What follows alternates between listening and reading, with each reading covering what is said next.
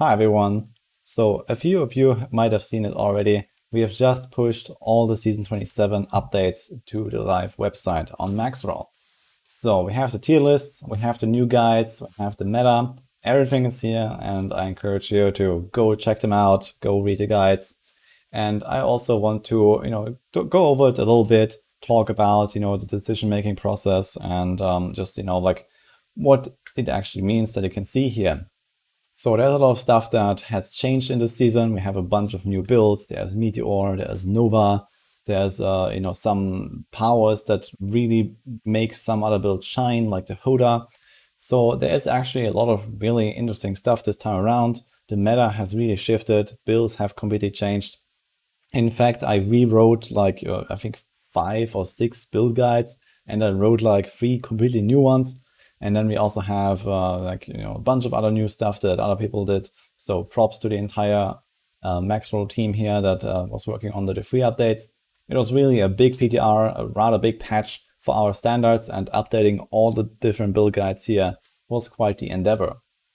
So if you haven't seen it yet, the season theme, Sanctified Items, here as a post explaining it all. I will also have a video covering it and also showing some things in action that will go over all of the different powers and how the items work exactly, but you can go read up on those already if you like. Then we have the tier lists. So we have the solo push, the trash killer, the rift guarding killer. So these are like the important ones, I guess, and a bunch of others that didn't change that much here, like keys, bounties, etc. And we have the meta here. So the group meta, XP, and 2, 3, 4-man.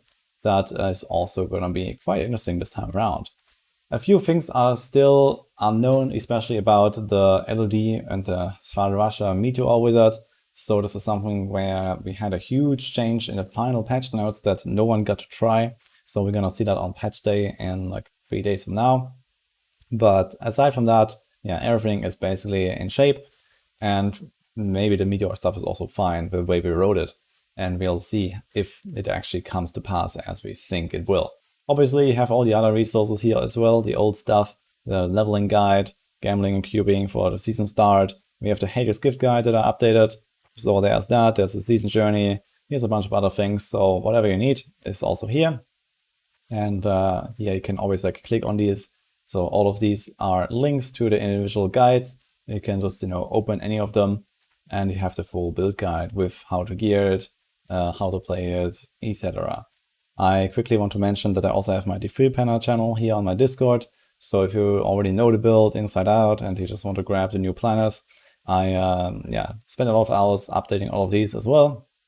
So feel free to just grab them. And let's go over the tier list a little bit, starting with the solo push that you see here. So this is probably like the most important one that usually people make a decision on. So I want to go in detail about this one. So first of all, what you see here is a lot of down arrows. So there's a lot of red here. And the reason for that is mainly that we raised the bar for each of those tiers, so to say. So there's actually almost no build that got weaker. In fact, I think only Inna Mystigala got weaker this patch because of the nerf. And everything else at least stayed the same or got stronger because of the season theme that actually buffs some builds quite significantly. But the thing is that we raised the bar for especially the S tier builds. So previously that was like a lower entry level, and now we have like a new S tier roster, and we decided that it would just be like there would be like 20 builds or something by our old scaling. So we decided to just lift it. What this means is that effectively every build that has a down arrow here is just one that doesn't really profit from the season theme or not very much. So some builds just don't get anything. Some builds get something that is like a 2 or 3 tier improvement or so. It's not really good enough to not get a down arrow in those cases. And then there's those builds that are unchanged on the tier list, so something like that. So those are typically the builds that were maybe just at the top of one of these tiers before, and they got a little bit, and then they kind of stayed there. Or they were getting a kind of decent power. So there's something like Frozen Orb, for example. Frozen Orb gets power that's just busted by 4 or 5 tiers. So it kind of stays in the same place because of the raised bar. And then we have a bunch of builds that actually get up arrows. So these are the builds that get really strong season themes, like the Gargs, for example, is a really strong one. I think it almost even went here. And for example, UE multi-shot gets a really good one. You know, there's a bunch of other things, and also some builds that actually get a buff. So this applies especially to like most of the Necromancer stuff. Though there's Rathma that gets a buff from the Funerary pick, and an okay season theme. There's Nova, of course. So this got like mega buffed, like the Dragul's Nova and the LOD Nova. We also made a Inarius Nova, which is basically a copy of Dragul's, just slightly squishier. So there's stuff like this. Impale gets a really strong theme with the Strafe. So yeah, there's a bunch of those cases basically where you get really strong powers.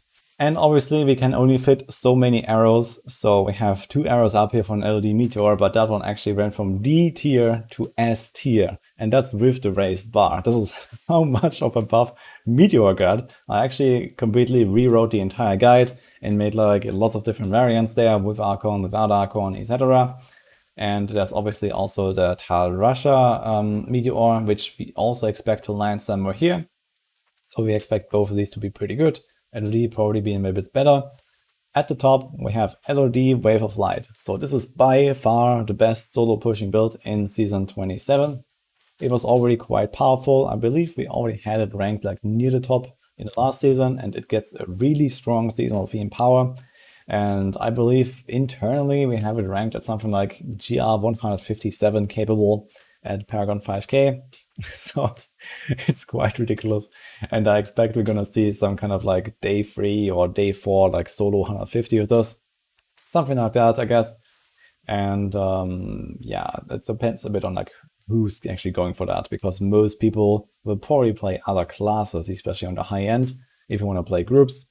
LOD Wave of Light is not like the best group build. It's actually not part of any group meta, surprisingly, I guess, despite being this powerful. And that's mainly because it has some mechanics that are not really suitable for group play that much. You could do it, you could easily take a Wave of Light character and replace one of the trash killers, for example, in a group, and you would do fine, so that works, but it's not like the best option. And on top of this, in general, it's a quite difficult to play build. It actually becomes even more difficult in the season because of the season theme. It's also quite fishy. So yeah, it's not really necessarily like the best build to play for especially like, more casual oriented players. So it is powerful, and even if you, don't have the craziest character, you're gonna do well. So this should be said, but if you want to do as well as it could, then this might be really rough. Next, we have the Nova stuff. So there's the Dragul, there's the LOD, and there's also the Inarius, almost as powerful. So those are going to be really good. Problem with those is that if you're pushing at least, and also when you're farming, you have very high AoE damage, very low single target damage, and even the new Funerary pick can't really save that. So this is usually like a thing where you have to fish, especially on the higher tiers, to get like a boss with ads, or a pylon where you get like a pack and you have more targets and you scale with those targets and deal more damage. So this is how that works. And it's not really the most convenient basically in terms of farming. So there are better builds on a Necromancer, for example, Rathma. Rathma is also extremely powerful next season. It was already a very powerful build on the live server. It gets a massive buff from the Funerary pick and a solid season theme. So it actually is like one of the best now. So this is the farming build as well for Necros, but on the other hand, it's also difficult to play. So while Nova is like super easy mode, it's a very simple rotation, it's very tanky. Rathma is like the exact opposite of that. It's difficult to play. So if you are someone who can deal with being quite squishy, then this is a really good build. I actually did write the guide in a way that promotes adding a bit more toughness and some defensive choices, but unfortunately there's not really that much you can do. Then we have the Marauder DH here, so again, really solid for the DH. We don't have the Impale here in case you're wondering, because Impale just doesn't push as high. It's really good for farming. It's actually one of the best builds for farming. It's going to be part of the format meta in various ways as well. So here's the Impale, but it's not really like a top tier pusher. It's just doesn't have the AoE damage, and that's just like a thing for Impale. But Marauders pushes really well, and it kind of like slips into S tier here still, because it also gets a pretty decent seasonal theme power. But it's definitely like not on the same level as something like LOD with Light. So we can see this a bit as like a relative ranking between the builds here as well. So we have this at the top for a reason, and we have this at the bottom for a reason within this tier, so to say. We have the Hoda here and also the Raker Barbarian. So Barbarian is looking really powerful. Raker, best build of Season 26. Hoda gets massive buffs from both the Whirlwind power and the Hoda power. So you have two options here on the Barb. Both are good to farm with. In fact, NLD Hoda is also part of the format meta. So that's how powerful that build is now. And yeah, it's gonna look really good here. There's also waste, so it's pretty okay. And finally, here's the Meteor stuff. So right now, this is something that is a bit of a question mark, but we expect it to be very powerful, and it might just as well like move up to the far top because of the craziness that could be, I guess. So we have to see this exactly on the live servers when the patch comes, when we can actually see the Meteor stuff in action, but it will be really strong no matter what.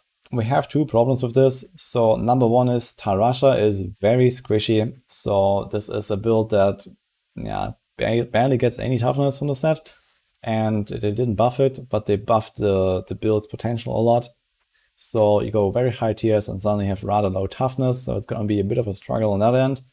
And LD Meteor, on the other hand, especially the Archon versions, are pretty hard to play and even harder to gear. So usually this LOD Meteor stuff requires a lot of investment, and even then, it's not really gonna roll, just by itself. It's gonna be pretty hard to play Meteor again. Like personally, I can't wait for that, but you're also gonna be a bit careful with that. There are speed farming variations that are like way easier and it's gonna be fine. There are also some push variations, for example, an LOD Meteor without Archon, so you can go read that. But the best one is going to be Archon, so just be warned.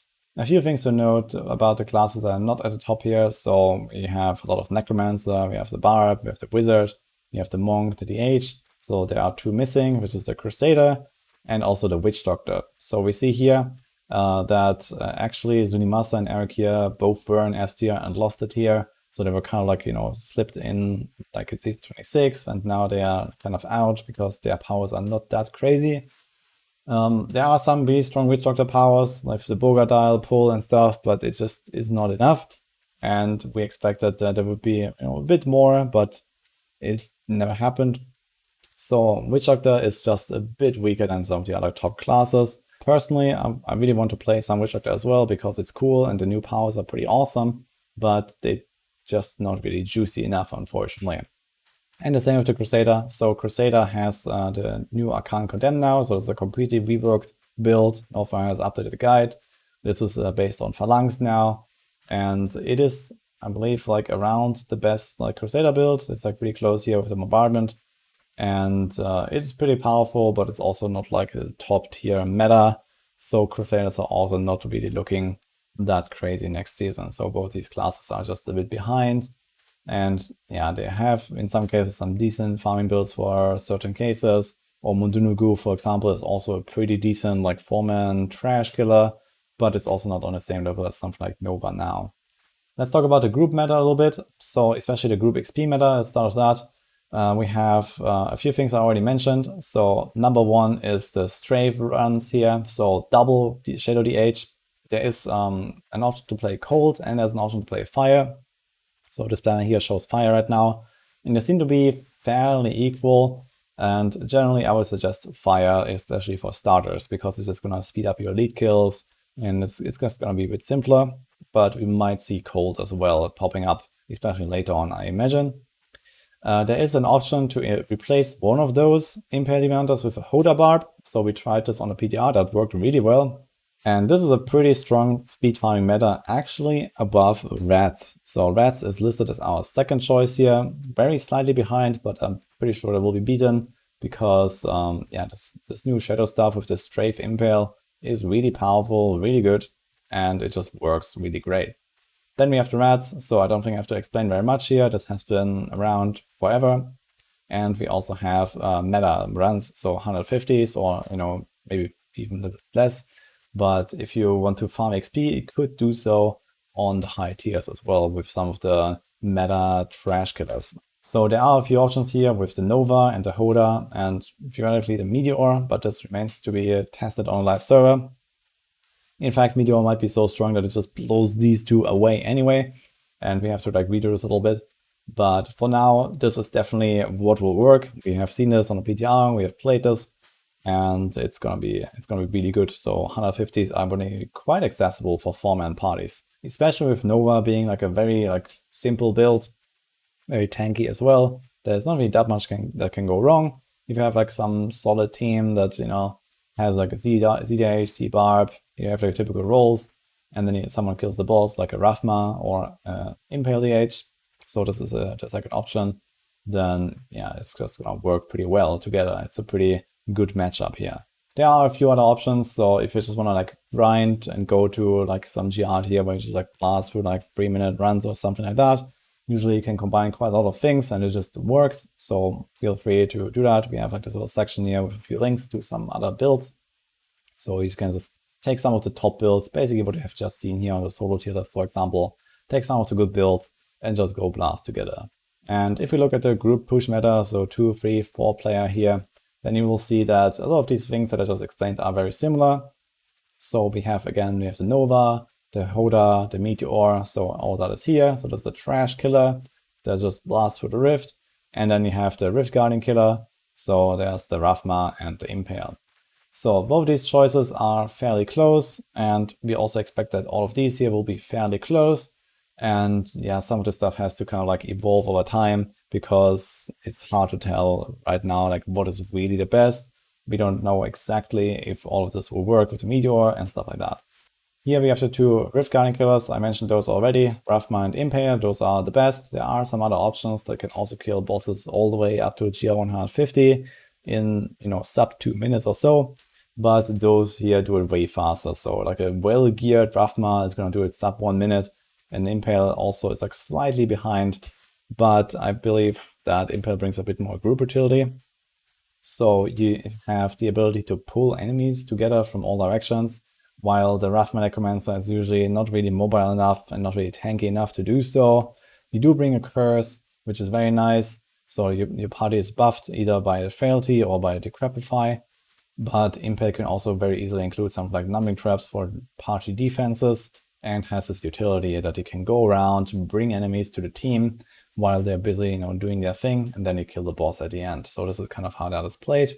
And for the supports, there's an option to play the standard Z-Barb. So this is with the hook and the stomp and all that stuff. So I guess most people that have played any kind of high GRs with a barb have seen this already. And there's also the new Whirlwind Z-Barb. So there's a new power where the Whirlwind pulls enemies together. And this is actually a thing now to just whirl through the rift and pull enemies. This actually works really well for this season. And this is like a way easier version of a Z-Barb. So this is something that I would recommend for like people that want to like start out playing a Z-Barb maybe or something like that. This is way easier than usual to get into Z-Barbing. And obviously there's a ZDH, so nothing really changed here. We have a Sanctified Item, but it does nothing basically. And the build is also exactly the same as before, also very beginner friendly. And the meta for 3-player and 2-player also looks very similar. So usually just kick out one of the party members and go with the same stuff. So here in Hoda, Nova, Meteor, the boss killer, one support, basically the same stuff. And for 2-player, it's also very similar. So you just kick like that another party member, and then you go like Dragul, Nova, Barb, or you go like LD, Hoda, and Barb, or potentially even the LOD Meteor. So we have to see about that in 2-man viability. There are obviously a lot of other combos you can do, especially if you're just like intending to farm together. Like if you have like, you know, one friend and you're playing 2-man or something like this, then again, I would suggest something similar to what we have seen here in the group experience meta post, where you have like, you know, a combination, for example, Hoda and Impale, or you can do like, again, like, you know, one support, one DPS. So you just choose one of the top builds here from the solo tier list, basically, and you add a support to it. That will work in almost every single case. Some are like a bit better suited for higher tiers, some are a bit better suited for lower and faster tiers. So that depends a bit on the build. You can definitely do something like double Impale Demon Hunter and just blast together without any supports. Or you go one DH with Impale, one DH with support, or do like Hoda, support DH. You know, there's a bunch of combos you can do if you just want to go blast and farm, or you combine, you know, some of the other like top builds here. So they're usually going to end up somewhere on the same level. So that's it from me. I just wanted to give you guys some background information and knowledge about those tier lists, about the new guides and the updating process, and just, you know, how everything's just stacked up in the end. So hope this helps you make a decision. Personally, I can't wait to play on Friday. I think the season is going to be awesome. The season theme is amazing, I believe. We have lots of cool stuff to try. And I also heard from a lot of people that they are really planning to make like multiple builds or even multiple classes because of the theme. And I'm also really excited to try out, you know, everything in like a real like push scenario with like, you know, really set up for the new season theme and how it changes some of those builds. I'll leave you with this. I have a bunch more video guides coming until Friday, so there's a few more builds that I want to cover, you know, some of the top beta stuff, etc. that I just talked about that I haven't made a video for yet, like the Nova, for example, and some other things. So stay tuned for those, and otherwise, have a good start, have a lot of fun in Season 27. Hope you enjoyed this video, subscribe for more D3 content, and I'll see you guys next time.